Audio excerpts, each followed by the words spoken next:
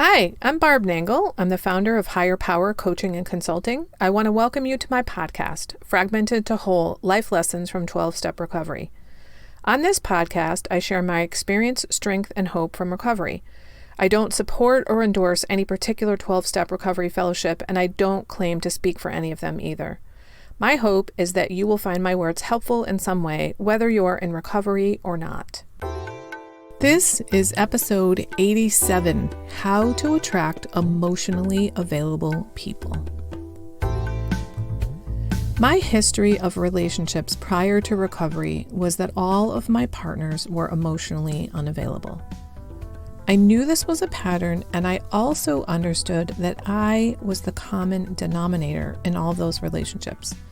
But until recovery, I had no idea what I was doing to attract and stay with emotionally unavailable partners. If that's you, I think I might be able to help. But you're probably not going to like what I'm about to say, dear friend. Here's the thing. It's you. You're the problem. You're more than likely attracting emotionally unavailable people because you're emotionally unavailable. Please hear me out. If I'm right and you don't listen, you could waste many more years trying to turn your partners into emotionally available people when A, that's not possible, and B, the root cause is you. You're incapable of being emotionally available yourself, and therefore will not attract and stay with people who are. If you do listen, you just might learn something new and helpful and save yourself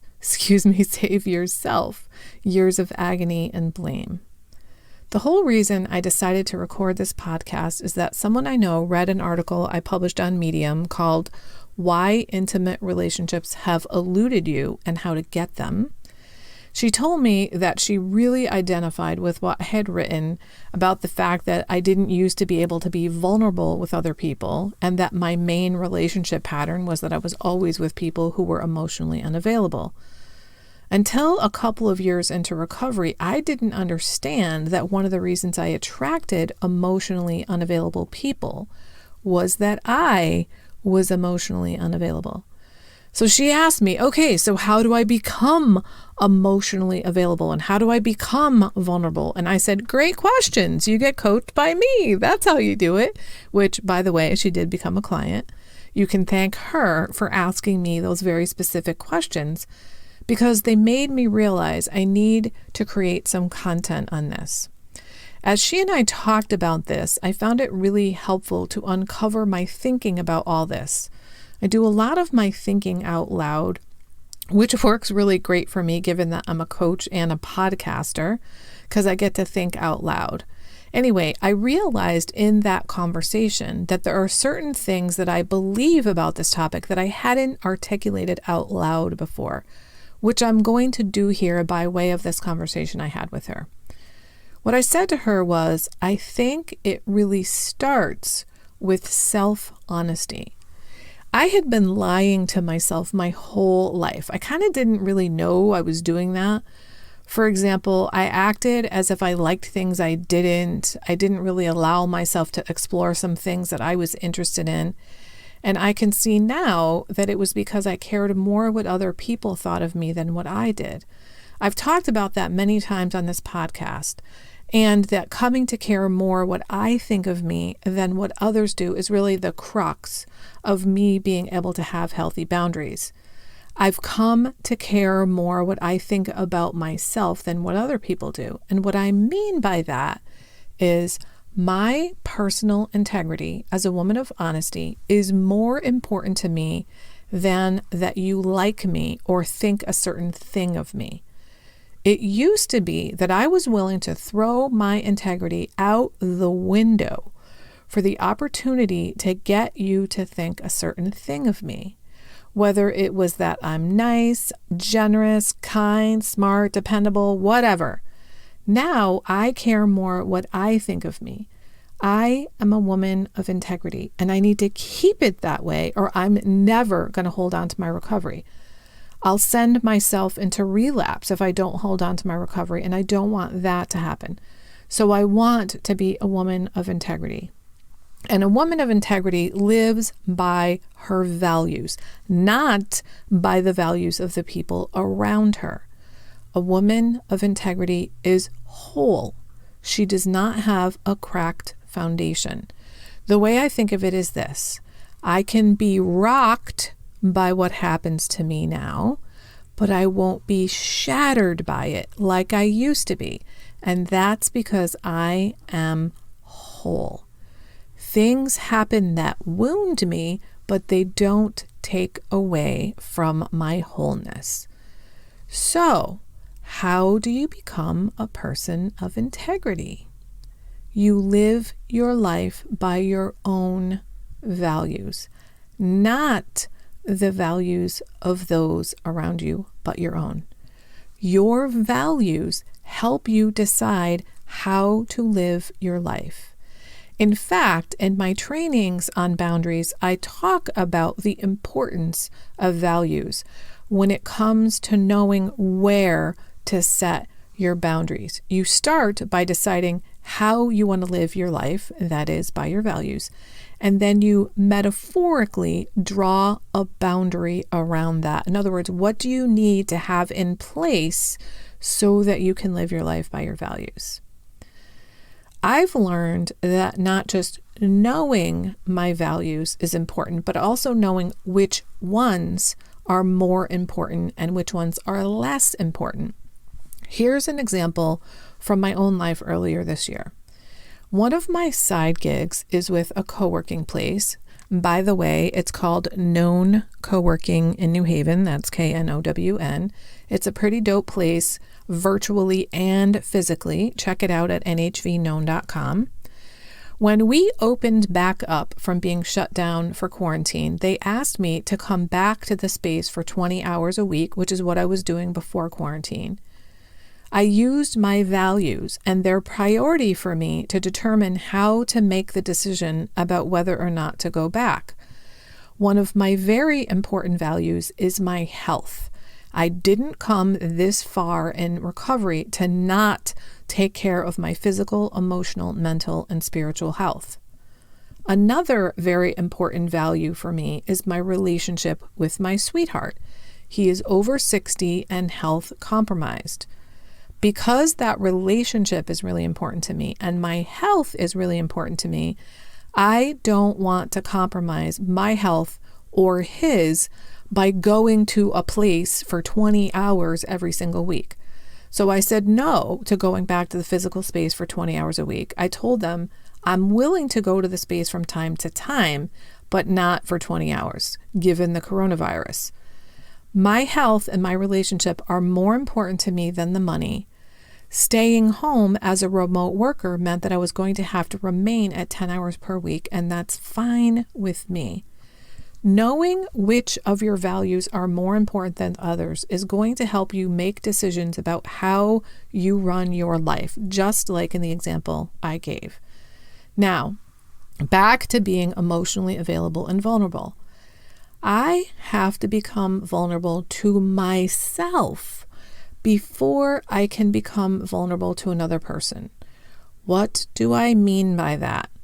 I have to be really honest with myself and allow myself to really experiment with what is important to me about what I really want.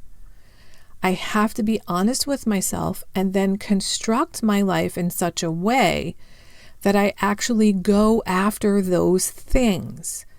It's only then that I can become emotionally available to other people.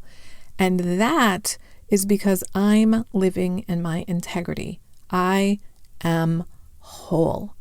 I don't have a cracked foundation. I can't be emotionally available to someone when I have a cracked foundation. People with cracked foundations attract people with cracked foundations. Being vulnerable means that I acknowledge that I am possibly going to get hurt. That is just the reality of human relationships. You're going to get hurt. It doesn't matter how loving the relationship is. There are things that are going to happen and you're going to get hurt. The question is, are you going to be destroyed by it? Or are you just going to be wounded by it? Prior to recovery, I wasn't able to be emotionally available with other people because I wasn't willing to be vulnerable, and that is because I had a cracked foundation. Your emotional availability, which is the thing that will attract emotionally available people to you, starts with your own integrity. It starts with being a person of honesty, doing what you say you're going to do, showing up for yourself, following through for yourself. I am now capable of being vulnerable with the right people because I know I'm not going to be destroyed if I get hurt. I might get wounded, but I'm not going to be destroyed, which means I can become emotionally available. I'm not trying to protect myself by hiding behind various facades. What I used to do instead of being emotionally available was to be physically available. That is, I'd become sexually involved with my romantic partners much earlier than what I can now see was healthy. In my current relationship, which is the only healthy one I have ever had in my life, we developed emotional intimacy before we developed physical intimacy. I was 55 when I got into this relationship. I had been dating for almost 40 years, and I tried it the other way around. I tried to be physically intimate with partners and then emotionally intimate, and it just doesn't work that way, at least not for me. It didn't work because I really wasn't capable of being emotionally available because I was trying to people please them. And now that I care more what I think of me than what other people think of me, that is, I live by my values, not theirs. I can say what's really going on with me. I can say things like, this isn't working for me, or I'm not comfortable with that, or I'd really like it if we could, blah, blah, blah. Whereas in the past, I was just like, whatever you want to do is fine with me. Emotionally available people want to be with people who know where they stand, who aren't trying to protect themselves by hiding behind masks or facades.